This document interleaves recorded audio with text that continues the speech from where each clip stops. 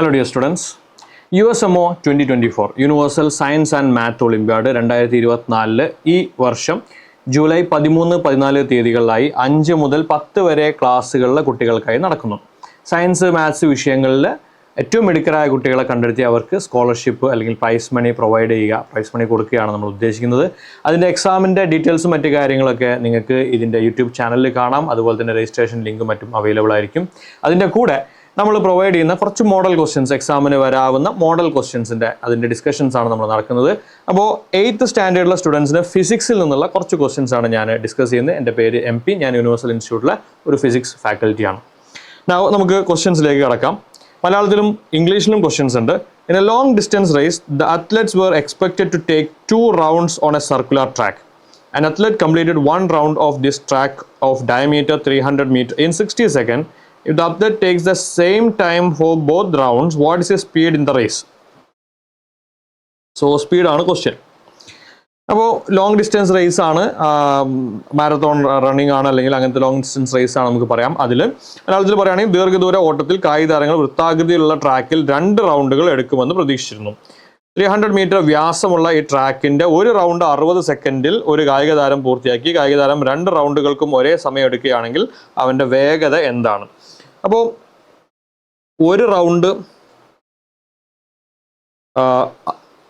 60 second, ഇതിൻ്റെ diameter 300 metre എന്ന് പറഞ്ഞിട്ടുണ്ട്. സോ 2 റൗണ്ടിന് മൊത്തം നമുക്ക് 120 സെക്കൻഡ് അതേ സമയം എടുക്കുന്നതാണ് പറഞ്ഞിട്ടുള്ളത്. ഈ 2 റൗണ്ട് എന്ന് പറഞ്ഞു കഴിഞ്ഞാൽ 2 × πd, കാരണം ഡയമീറ്റർ ആണ് തന്നിട്ടുള്ളതെങ്കിൽ 2πr എന്നുള്ളത് πd ആയിട്ട് മാറും. ഇൻറ്റു 2 കൂടെ വരും 2 റൗണ്ടുള്ളതുകൊണ്ട്. ഡിവൈഡഡ് ബൈ 120, ഇതാണ് സ്പീഡ് എന്ന് പറയാം നമുക്ക്. So this is equal to 2π into diameter 300 divided by 120 എന്ന് പറയുമ്പോൾ ഒരു 0 കട്ട് ചെയ്യാം. പിന്നെ 2 30 60 π ബൈ 12, ഓക്കെ, എന്ന് വെച്ചാൽ 5π 5 × 3.14 പറയുമ്പോൾ ഒരു 15.7 മീറ്റർ പെർ സെക്കൻഡ്. ചോദിച്ചിരിക്കുന്നത് സ്പീഡ് ആയതുകൊണ്ടാണ്. വെലോസിറ്റി ആയിരുന്നെങ്കിൽ, കാരണം 2 റൗണ്ട് അടിക്കുമ്പോൾ ടോട്ടൽ ഡിസ്പ്ലേസ്മെന്റ് 0 ആണ്. വെലോസിറ്റി ചോദിച്ചിരുന്നെങ്കിൽ ദാറ്റ് വിൽ ബി 0. സോ ഇവിടെ ആൻസർ 15.7 ആണ് ആൻസർ വരിക. So the correct answer is 15.7, option A. Multiple choice question ആണ് നിങ്ങൾക്ക് എക്സാമിന് ഉണ്ടാവുക. Next question, study the given figure കണ്ട് പഠിക്കാൻ പറഞ്ഞിട്ടുണ്ട്. A coil is wound around a core P എന്ന ഓറിന് ചുറ്റും ഒരു ഓയിൽ വൗണ്ട് ചെയ്തിട്ടുണ്ട്. When the switch is closed nails are attracted to P as shown in the figure. Switch close ചെയ്ത് കഴിഞ്ഞാൽ ആ കോറ് സ്വാഭാവികമായിട്ട് കറണ്ട് പാസ് ചെയ്യുമ്പോൾ ആ കോറ് സ്വാഭാവികമായിട്ട് മാഗ്നറ്റ് ആയിട്ട് മാറും. ഓക്കെ, അപ്പോൾ ആ നെയിൽസ് അതിനായിട്ട് അട്രാക്ട് ചെയ്തിരിക്കുന്നു. ഫൈൻ, ശരി. Attracted to P as shown in the figure. On opening the switch all the nails get detached.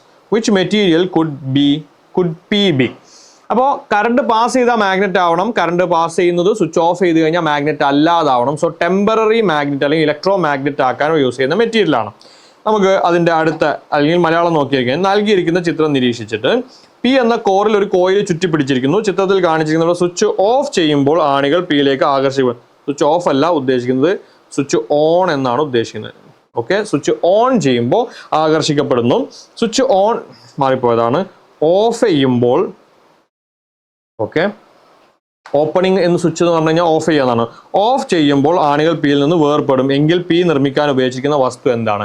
അപ്പോൾ ടെമ്പററി മാഗ്നറ്റ്, താൽക്കാലികമായി കാന്തമായി മാറുന്ന മെറ്റീരിയലാണ് ചോദിക്കുന്നത്. സ്റ്റീൽ പെർമനന്റ് മാഗ്നറ്റ് ഉണ്ടാക്കാൻ യൂസ് ചെയ്യും. പ്ലാസ്റ്റിക് മാഗ്നറ്റിന് പറ്റുകയേ ഇല്ല. അപ്പോൾ ഇത് രണ്ടും അല്ല. Now both A and B എന്ന് പറയുന്ന ഓപ്ഷൻ പറ്റില്ല, കാരണം the right answer is only A and B എന്തായാലും ഒഴിവാക്കാം നമുക്ക്.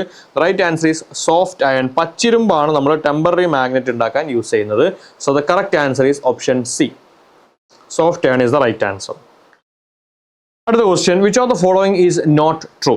Heat radiations are transmitted in straight lines. Radiations transmitted in straight line. That seems right. നമുക്ക് വേണ്ടത് നോട്ട് ട്രൂ ആണ്, ശരിയല്ലാത്തത്. ഹീറ്റ് റേഡിയേഷൻ എന്ന് പറയുമ്പോൾ താപവികിരണങ്ങൾ നേർരേഖയിൽ പ്രേഷണം ചെയ്യപ്പെടുന്നു, ശരിയാണ്. Now heat from the sun reaches us directly by radiation. സണ്ണിൽ നിന്നുള്ള ചൂട് നമ്മുടെ അടുത്തേക്ക് അഥവാ എർത്തിലേക്ക് എത്തുന്നത് ഡയറക്റ്റ്ലി റേഡിയേഷൻ ആണ്. Transfer of heat by radiation requires a medium. അതാണ് മിസ്റ്റേക്ക്. റേഡിയേഷൻ, വികിരണം എന്ന് പറയുന്ന എന്താ പറയുക, ഹീറ്റ് ട്രാൻസ്ഫറിന് എന്തിൻ്റെ ആവശ്യമില്ല നമ്മൾ പ്രത്യേകം പറയുന്നതാണ്, അതിൻ്റെ ഇടയിൽ ഒരു മീഡിയത്തിൻ്റെ ആവശ്യമില്ല. മൂന്നാമത്തെ ഓപ്ഷൻ കൊടുത്തിരിക്കുന്നത് വികിരണ വഴിയുള്ള താപ കൈമാറ്റം, അതിന് ട്രാൻസ്ഫർ. ഒരു മാധ്യമം ആവശ്യമാണ് എന്ന് പറഞ്ഞാൽ അതാണ് തെറ്റ്. നമ്മൾ ചോദിക്കുന്നത് നോട്ട് ട്രൂ അല്ലേ? അപ്പോൾ നമുക്ക് നമ്മുടെ ആൻസർ കിട്ടിയിട്ടുണ്ട്. നോട്ട് ട്രൂ ആയിട്ടുള്ള statement option C. Heat reaching sun from room heater is due to radiation. Yes, room ഹീറ്ററിൽ റേഡിയേഷൻ വഴിയും അതല്ലാതെ എയറിലൂടെ കൺവെക്ഷൻ വഴിയും സംവഹനം വഴിയും ഒക്കെ വരുന്നുണ്ട്. സോ അതിലൊന്നും വലിയ കുഴപ്പമില്ല. സോ അതിൽ ഏറ്റവും ഡെഫിനറ്റ്ലി റോങ് ആയിട്ടുള്ളത് option C. So the correct answer is option C.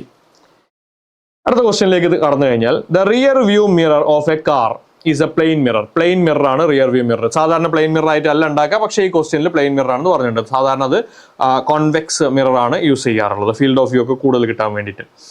Okay, rear view mirror plain mirror ആണ്. A driver is reversing his car at a speed of 2.5 meter per second. The driver sees in his rear view mirror the image of a truck parked behind his car.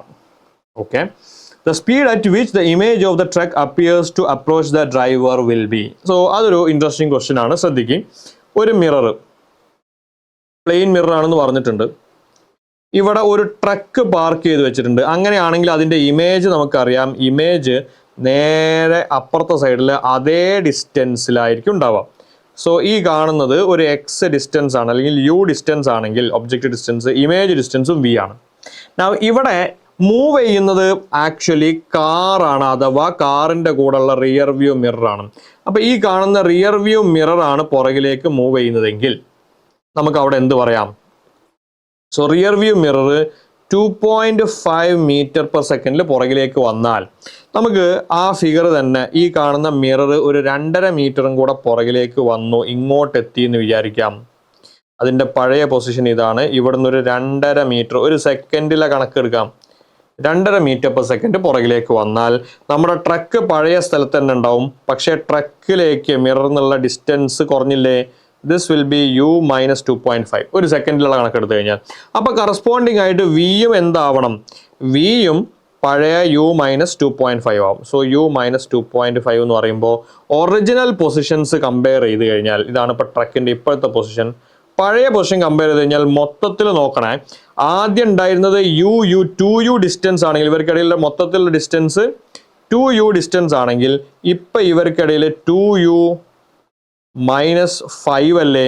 അതിൻ്റെ അർത്ഥം ഈ truck ഇങ്ങോട്ട് വന്നത്, ട്രക്കിൻ്റെ image ഇങ്ങോട്ട് വന്നത് 5 metre ആയിട്ടുണ്ടാവും. അതായത് mirror 1 metre വരുമ്പോൾ ഈ ഒബ്ജക്റ്റ് ഡിസ്റ്റൻസ് 1 മീറ്റർ കുറയും, പിന്നെ അവിടെ നിന്നുള്ള ഇമേജ് ഡിസ്റ്റൻസ് 1 മീറ്റർ കുറയും. അപ്പം മൊത്തത്തിൽ 2 മീറ്റർ ഇങ്ങോട്ട് വരുന്ന പോലെ ഉണ്ടാവും. സോ മിറർ മൂവ് ചെയ്യുന്നതിൻ്റെ ഡബിൾ സ്പീഡിലാണ് ഇമേജ് മൂവ് ചെയ്യുക. So the correct answer is 5 meter per second. അതായത് പിന്നിൽ നിന്ന് വരുന്ന വാഹനങ്ങളെ കാണുന്നതിനായി കാറിൽ സമതല ദർപ്പണം, റിയർ വ്യൂ മിറർ ഉപയോഗിച്ചിരിക്കുന്നു. ആ റിയർ വ്യൂ മിറർ ആയിട്ട് പ്ലെയിൻ മിറർ യൂസ് ചെയ്തിരിക്കുന്നു. 2.5 meter per second വേഗതയിൽ ഡ്രൈവർ കാർ റിവേഴ്സ് ചെയ്യുന്നു. അങ്ങനെയാണെങ്കിൽ ഡ്രൈവർ തൻ്റെ കാറിൻ്റെ പിന്നിൽ പാർക്ക് ചെയ്തിരിക്കുന്ന ഒരു ട്രക്കിൻ്റെ ചിത്രം റിയർ വ്യൂ മിററിൽ കാണുന്നു. ട്രക്കിൻ്റെ പ്രതിബിംബം ഡ്രൈവറെ സമീപിക്കുന്ന വേഗത എത്രയായിരിക്കും? അപ്പോൾ മിററാണ് മൂവ് ചെയ്യുന്നതെങ്കിൽ മിറർ മൂവ് ചെയ്യുന്നതിൻ്റെ ഡബിൾ സ്പീഡിലാണ് ഇമേജ് മൂവ് ചെയ്യുക. So the correct answer is 5 meter per second. The right answer is 5 meter per second. അടുത്ത question, a horse runs a distance of 1200 meter in 2 minutes. What is the average speed?